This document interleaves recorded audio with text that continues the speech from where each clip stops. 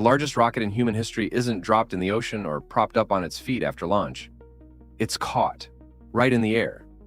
A giant steel tower extends two mechanical arms, nicknamed chopsticks, like chopsticks, and snatches a 40-story tall rocket falling from the sky just moments before it reaches the ground. Think about it. A skyscraper-sized object falls from the sky, at speed, and you have to catch it precisely between two hands, not missing by a meter. The 100-ton colossus, just hurtling into space, hangs in the air, caught by the tower's arms and freezes. The first time this was accomplished, the engineers in the control center screamed as if humanity had just reinvented space. Because, essentially, it had. This is SpaceX's Starship. And this crazy rocket-catching stunt is not a spectacular magic trick. This is the key to making space travel cheap and finally getting humans to Mars. Here's how it works. Now look, why bother catching a rocket at all? Catching a skyscraper-sized rocket out of mid-air sounds like science fiction, but SpaceX just turned it into reality. For half a century, space was monstrously expensive. And the reason is simple. Rockets are disposable machines. You build a colossal rocket at enormous expense. It operates for a few minutes, lifting its payload to the top, and then its stages fall into the ocean or burn up. That's it. This gigantic, expensive machine is used once and discarded. Imagine buying a plane, flying it once across the ocean, and then tossing it in a landfill upon arrival. That's exactly how humanity has flown into space for half a century. Every launch is a rocket worth tens, even hundreds of millions of dollars thrown away. And so Elon Musk's SpaceX company asks a simple but bold question. What if you don't throw away a rocket? What if it returns to Earth intact, lands, refuels, and takes off again, like an airplane? Then the cost of space travel will plummet tenfold. First, they learn to land their rocket stages back on the pad, vertically on retractable legs. The world was shocked. A rocket that lands tail down. But for the new, gigantic Starship rocket, they've conceived something even crazier. And this wasn't just empty boasting. By that time, SpaceX already had a working, reusable launch vehicle, the Falcon 9. Its lower stages spend years returning to landing pads and floating platforms in the ocean, and then fly again and again. Some of them have already flown into space more than 20 times, something that was previously considered science fiction. It was the Falcon 9 that proved to the world that reusability wasn't a pipe dream, but a working technology that had truly slashed launch costs.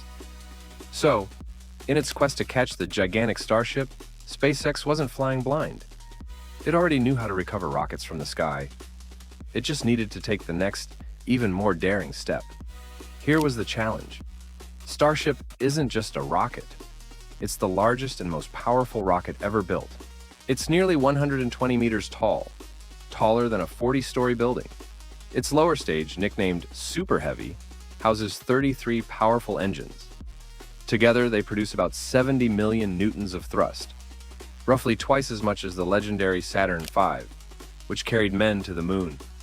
And such a colossus must not only be launched, but also returned in one piece.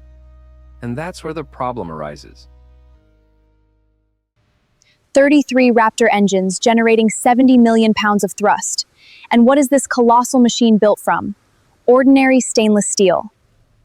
By the way, there's another detail that surprises many. What is Starship made of? Not expensive space alloys, not titanium, and not carbon, like most modern rockets. It's made of ordinary stainless steel, the same kind used to make kitchen sinks and wash basins. It sounds almost insulting for a spacecraft, but there's a cold calculation behind it. Stainless steel is cheap, durable, and unlike many alloys, it withstands both the terrifying cold of the fuel and the hellish heat of re-entry. It glistens in the sun, which is why Starship looks like a rocket from an old 1950s science fiction movie. Elon Musk explained it simply.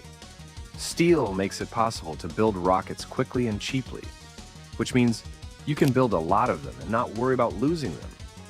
It's a shame to blow up an expensive ship. A cheap steel one is possible because that in itself is an engineering feat. Getting 36 powerful rocket engines to work together in perfect synchronicity is a monstrously complex task. If even one starts to misbehave, it could throw the entire system out of balance. Previously, designers were wary of installing multiple engines for precisely this reason. The more there are, the greater the chance of something going wrong. Starship's engines are called Raptors. They run on methane, and SpaceX deliberately kept them relatively small, but installed a huge number of them.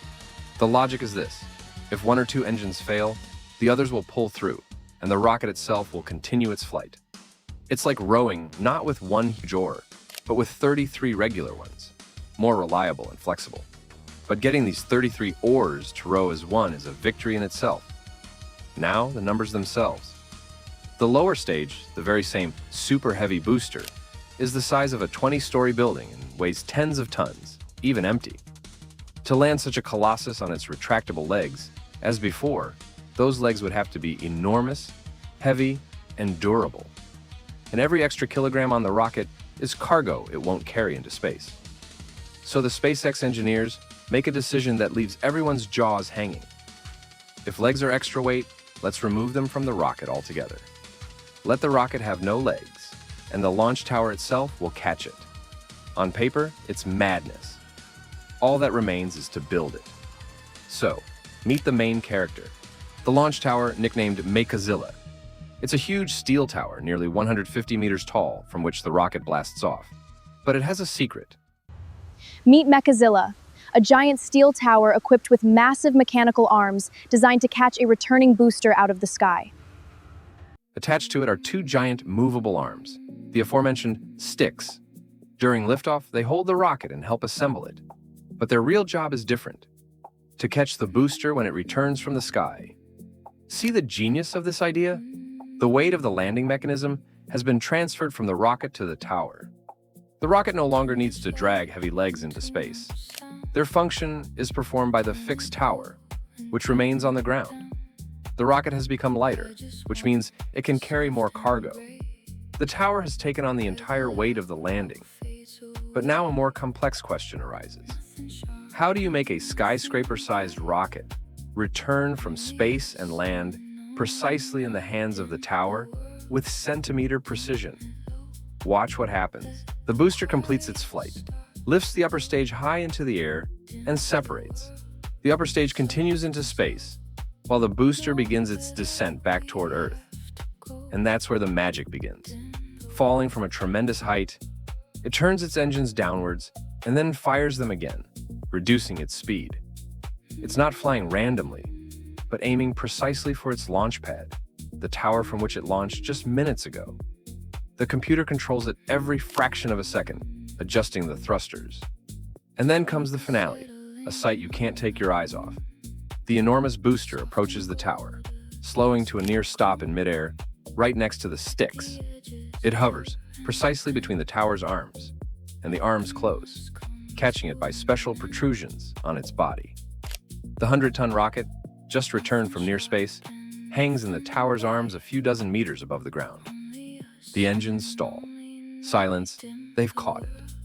They've caught. What yesterday seemed impossible, even in science fiction, has happened before the eyes of the entire world, live on television. The first time this was accomplished was in October 2024. When those mechanical chopsticks caught the booster on live television for the very first time, the entire aerospace world stood still. And it was a historic moment. The engineers couldn't believe their eyes. The broadcast commentator said bluntly, "Even today, what we just saw looks like pure magic." But any mistake would have meant disaster. If something had gone wrong, the falling booster could have been diverted into the bay to prevent it from destroying the entire pad. There was almost no margin for error. And yet, it worked. SpaceX then repeated the feat several more times, proving that the initial success was no fluke. But now comes the most important and most honest part. The path to this point was strewn with explosions, and there were many of them. Starship rockets exploded again and again. Some disintegrated at launch, others in midair, and still others lost their upper stages after successfully catching the booster. There was a period when several flights in a row ended with the ship simply being blown to pieces somewhere over the ocean. SpaceX even has a special, humorous term for a rocket explosion: unscheduled rapid disassembly. Behind this irony lies their philosophy. They're not afraid of a rocket exploding. They deliberately take risks, launch, see what's broken, and then immediately fix it. And this is the essence of their approach, which makes some consider SpaceX geniuses and others madmen. Classic spaceflight was built on the principle of measure 7 times before you measure. Every detail is tested for years on the ground, because a launch is too expensive to risk. SpaceX has turned this on its head. Their principle is break fast and learn. Build a rocket cheaper and faster, launch it even if it explodes, but in one real flight, learn something that no calculation on the ground could ever provide. For them, every explosion is not a failure, but a lesson paid for in hardware instead of time. This is precisely why Starship is developing at a breakneck speed, unseen in the old space program. They learn not on paper, but in the sky. But let's be honest, this approach has its critics, and that's an important part of the story. Some say the endless explosions over the ocean and falling debris are dangerous and harmful to the environment around the launch pad. Environmentalists and local residents have complained repeatedly. Others doubt that the dream of Mars is even realistic in the foreseeable future, and believe Musk is promising more than he can deliver on time. Still, others point out that much of this rests on one man and his ambitions. These are all fair questions, but even skeptics generally acknowledge one thing. What SpaceX has already accomplished, recovering a giant rocket from space and catching it in the hands of the tower, seemed pure science fiction just 10 years ago.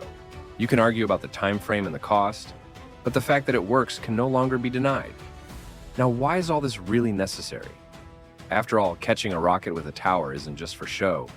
The ultimate goal is far more ambitious: complete reusability. SpaceX's dream is for both the booster and the spacecraft to return intact, be caught by the tower, refuel in a matter of hours, and be back on the move, like an airplane that makes several flights a day.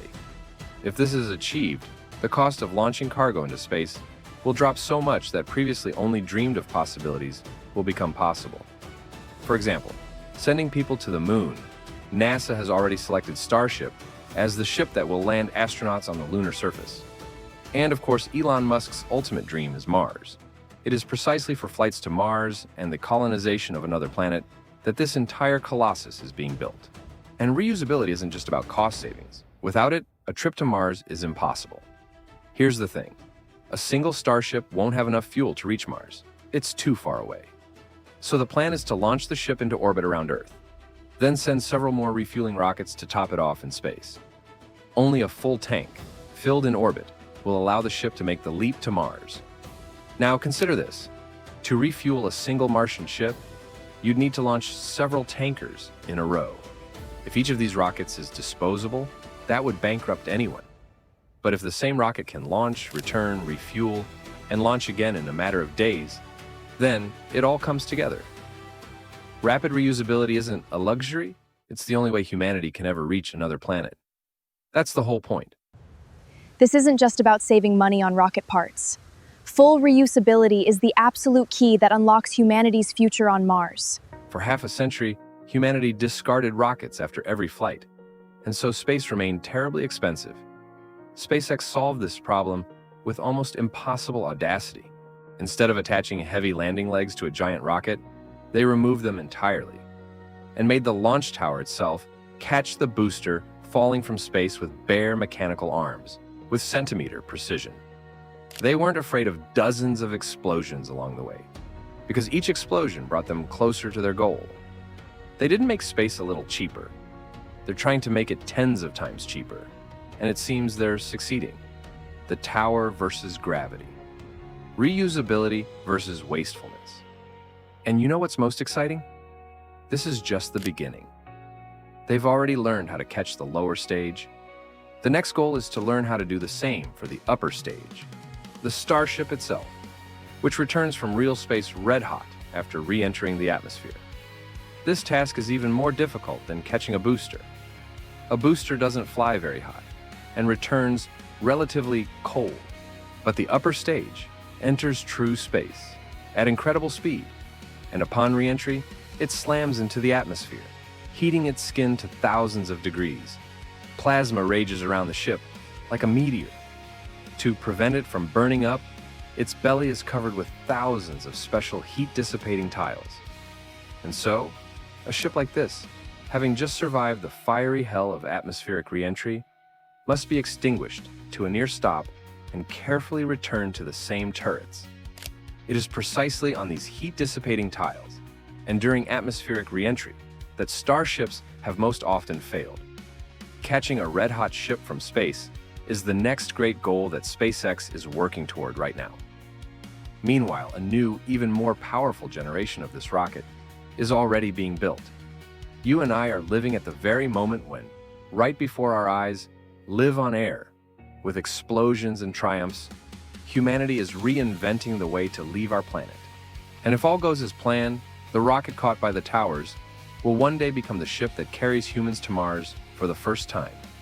But catching a rocket from space is one thing. But what if we need to build something on Earth that seems impossible? An entire airport on a sinking island, or a bridge across a canyon called a crack in the earth? More on that next time. If you're interested in how people are building the future right now, subscribe. We only discuss stories like that here. See you at the next impossible structure.